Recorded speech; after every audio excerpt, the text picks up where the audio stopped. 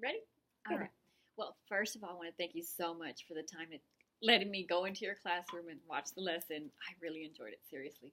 Welcome. I just to be here in the first grade classroom Mhm. and to go into yours and just to see the kids older. I Mhm. mean, I love the whole seeing where they need to be. Mhm. So that was I like that, Yeah. and I really enjoyed your lesson. I'm gonna go over part of this conference. Let's see. Okay, well, the purpose of the meeting today is for professional growth. Mhm. We'll spend time discussing your lesson with a focus on instruction and how the students were involved in the lesson. The ultimate goal will be to develop ideas on how to enhance student achievement. First, I want to start by asking you, how do you think your lesson went overall? I think it went really well. Um, they didn't explore as many avenues of determining different ways to determine a greater volume as I would have liked them to do, since they all came up with the same way in that particular class. But overall, I think it served its purpose very well. Good. Okay. Like I said, overall, I really enjoyed your lesson, and it was a sequenced plan, which is that's part of the dimensions. I forget what the word is called. What they're rating you on, and so the things that I'm telling you is things that I saw on here that could serve as evidence to show, what you're rating. Right. So I put on here that your lesson did follow a sequence plan, and I was able to observe the engage, explore, elaborate, and see how each component is linked with the next. Everything seemed to flow perfectly.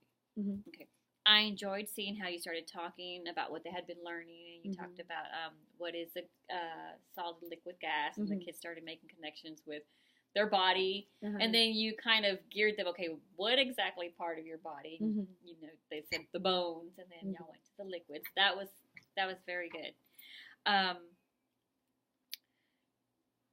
Let's see here, what else? Oh, I was just surprised as you bought the graduated cylinder when they didn't know the name of it. So I was like, when exactly are they supposed to be introduced to that? So, I mean, for me as a teacher, I'm like, okay, I need to find one just so that they can start exploring it. So and several kids in the other classes, they called it an educational cylinder. So I think some of them had been introduced to it, but not by the correct name, or weren't sure if the name that they knew was correct too. Even when I saw it, I was like, that's the graduated. And then I was like, okay, the graduated cylinder. Yeah. So, I mean, they just need a little bit more exposure to it maybe in the early grades. So when they go into fifth, they're comfortable with it.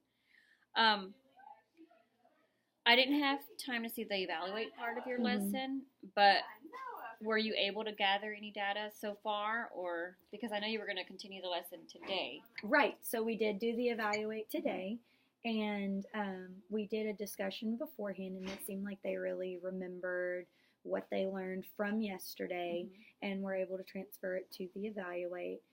We did have to introduce a couple other pieces to volume, since we didn't finish the explain and everything yesterday. But they seem to do pretty well from the papers that I've looked at so far. Cool. Okay, good. When you plan a lesson, how do you decide on the type of and frequency of questions you are going to ask? Well, it depends on how deep I want to go for the lesson. Well, I like to connect as much background knowledge to what we've been doing, because it's been very kind of sequential, and we're adding a little bit to classifying properties of matter. So I tried to get them to remember what it is, because at the end we're going to do a whole big thing where we use all the properties of matter at the same time. So try to determine my number of questions, as many as I can, to activate background knowledge without losing their attention before we get to the actual content. And then from there, sometimes I have a list of questions, but then they don't understand the questions as well as so I have to backtrack and come up with even more. But it's just, usually I try to just have enough to cover what I need without losing them. Yeah. And then adding more in if I need to. Okay. Some questions that I saw that you asked was, I want to know what would have the greater volume. Another one was, which container do you think has the greater volume? And then when I really saw them thinking was when you went to them and I think they were weighing it empty, and then you were saying, so how are you going to find the difference between them? And so they started doing, I'm going to subtract this from this, and then they started doing it. And so, that was from what they had already learned in other lessons, so they're still bringing in what they've learned, and that's awesome. And that too is bringing in, of course, their math. And what else? I put it integrated with something else also, my notes that I had. But anyhow, so you're integrating, of course, math with science, and that's good. I noticed that you had your class separated into 4 different groups, and they all had equal amount of boys and equal amount of girls. How do you ensure equal participation and accountability for all students? Well, already several desks, I tell them it's the desk that has the role, not the person. That way, if I do move people, other people get the chance to do it without creating a lot of drama. So then that allows people who normally wouldn't volunteer for a duty to be assigned to that duty. So that's one way I get kids to participate that wouldn't otherwise. Other ways that I would is sometimes if I notice them not really participating, I'll go up to that group and I'll direct my question to that person, and that usually will bring them in, and then the other students will start to either really get their input on what they're doing or involve them a little bit more. I know one group in particular really was great about involving everybody, but sometimes it's not always like that. And sometimes I'll then encourage them to get out of their seat and go look at whatever somebody else is doing, and that also gets them more involved as well. Yeah, I saw one that you went up, like, I don't know if they were struggling or they were just goofing around, but you went over to them, and then you came and you brought the tools to them, and you're like, okay, so the question was, and then, it clicked to them, and they were like, okay, and then you went off, and they went on their own, and they got their stuff together. And sometimes with materials, too, I'll do it that way, too. I'll purposefully bring the materials to somebody who might not participate if that material wasn't sitting on their desk, but then now they'll participate because they've been given this responsibility. And I think at the beginning, they heard your directions and, what you were telling them to do, but I think when you brought it to that group, they were like, oh, okay, now I know what I'm doing. Yes. It probably hadn't clicked until then, but the other ones seemed to have understood what they were supposed to do. Let's see, challenge them to create. That was interesting, that where you had them create their own experiment. That let them do their own thinking and gear it their way, and that was awesome. I put on here an example. One used the liquid from graduated distiller, poured into cup C. Yeah, and that's when you guided them and you said, so what are you going to do next? And so he told you what he was going to do, and they ended up, that one group, they ended up pouring from that cup into one, and then it needed more water, so he went and he poured more water. It didn't click with them at that point. In some of the other classes, it did click with them. They realized automatically, oh, this one has the greater volume since I'm having to add water to it. But then they went and put it on the triple beam balance. And so then the other group I saw, I told you they poured, they were like, don't waste the water because we need enough for both of them. So they poured it in one, but they weighed it before, like, empty, and then they poured it in there, and they poured it in there, and so then they came out with their conclusion, and they came to the same thing. I did hear one of the students, instead of saying, this one had more volume, he said, this one won. Yes. So I was like, student had the opportunity to take their own initiatives and guide their own learning. This allowed students to share their different types of thinking. They were especially engaged when they saw you think aloud. Yes, that was amazing. When they were watching you, they were like all quiet and focused. And when you did it your way, they were like, oh. And they were just like, what? Right, because it was so much easier. Somebody said you were a mad scientist. Yes. So they really enjoyed the lesson.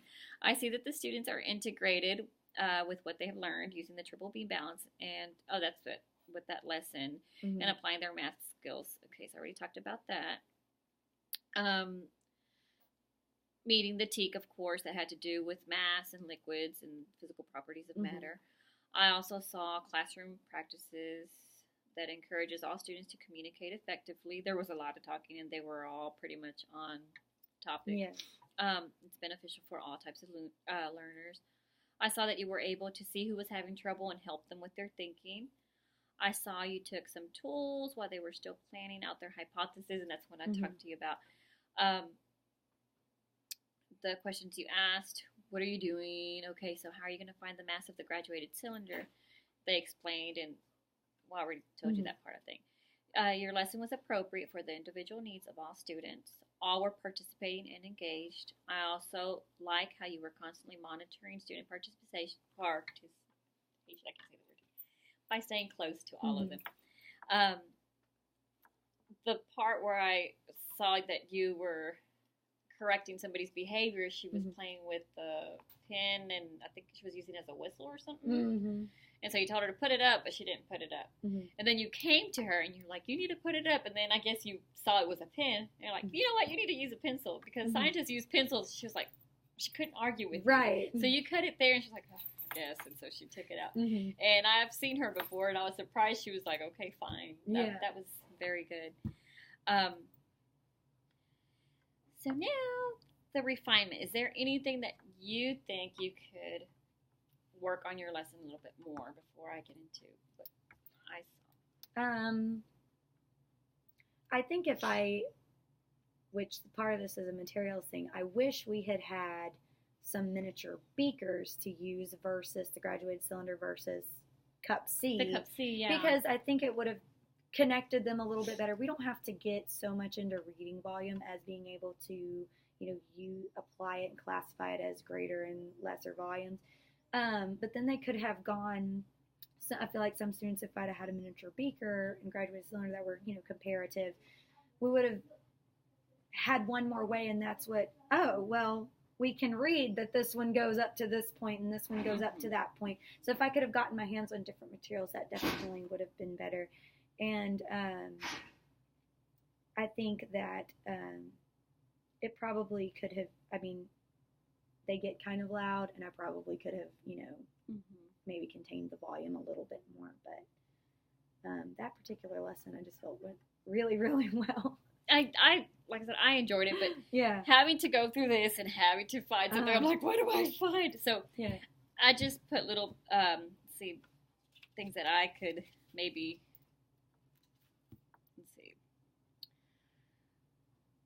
Okay, I saw that most groups had a leader that kind of took over, and I could point them out right away.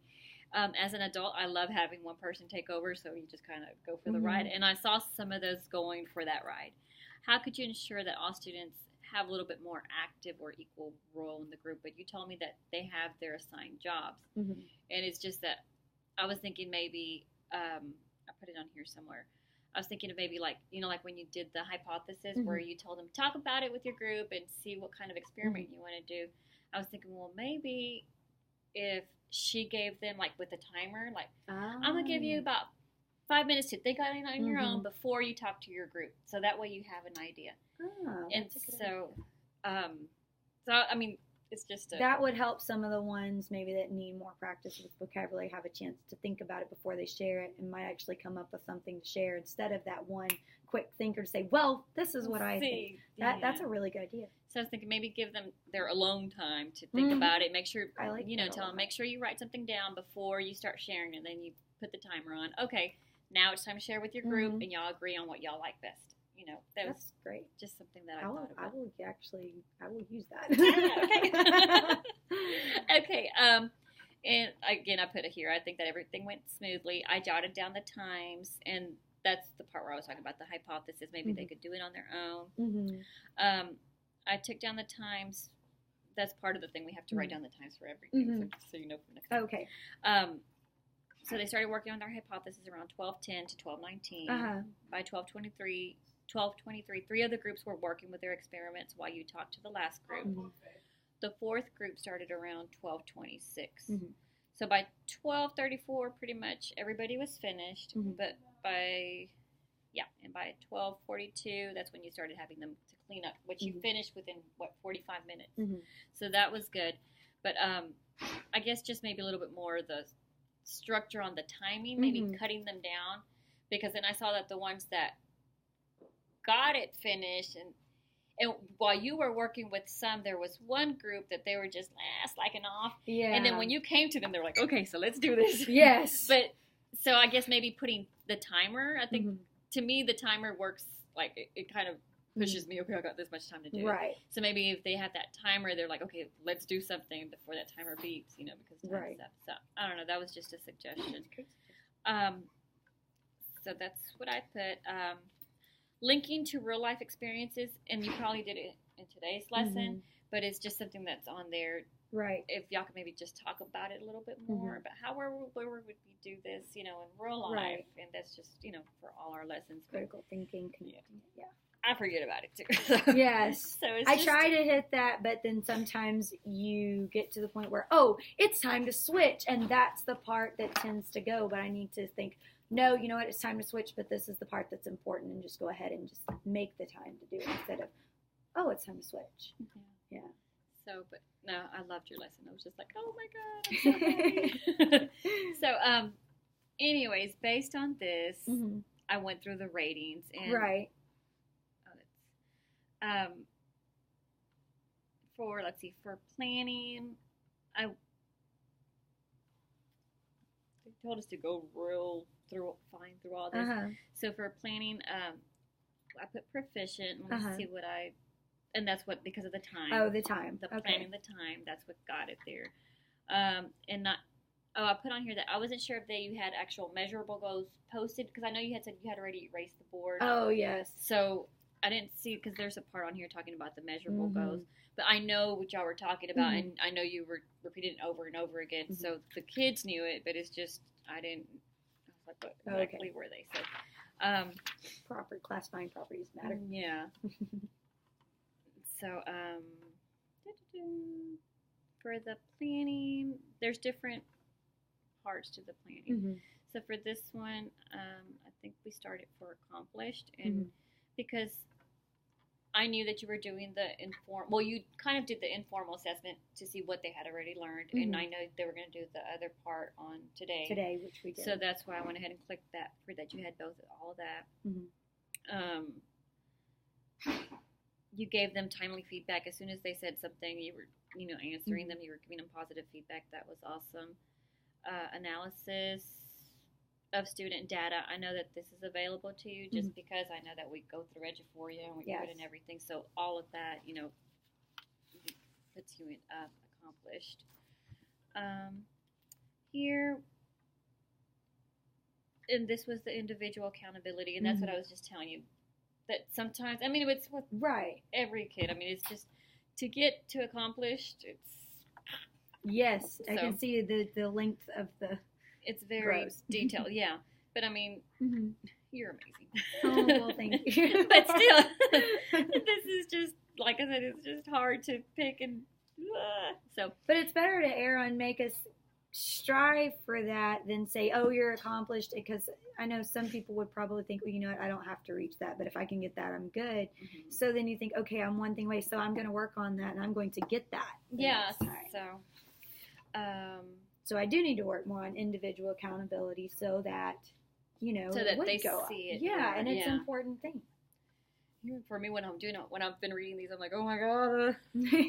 Okay, so for this, what opportunities for students to utilize their individual learning patterns, habits, and needs, which again. We talked about.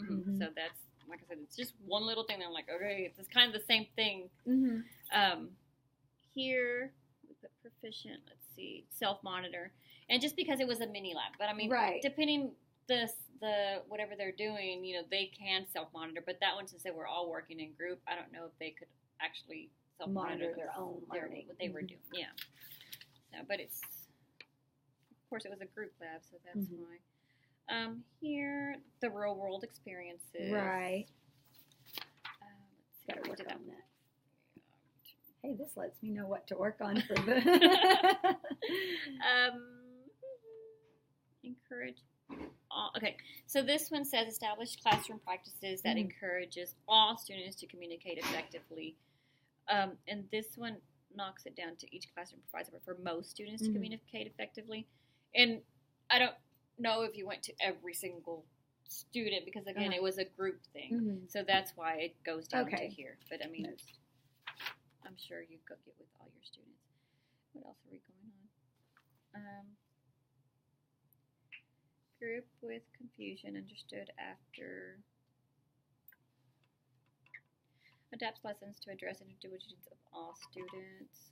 I don't know what. Understood. After she went to them. Yeah, after she went to them.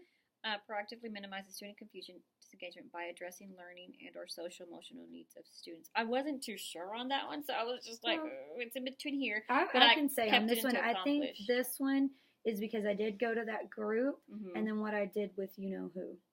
Yeah. So that's why I started you there. Oh, thank you.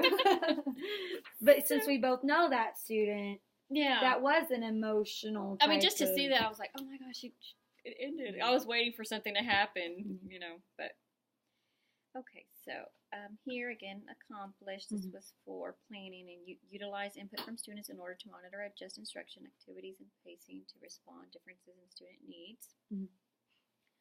Adjust instruction and activities to maintain student engagement. They were all engaged. You continually check for their understanding through purposeful questioning and academic feedback. And that's it. Yay. So, like I said, thank you so much for you're welcome. giving me time. Let's cut this off. Okay. Well, we got there